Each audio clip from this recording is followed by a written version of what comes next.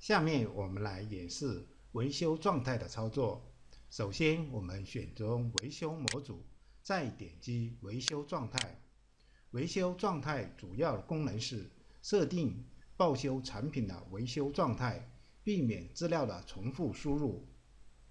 新增维修状态，点击上部的新增按钮，输入维修状态的名称。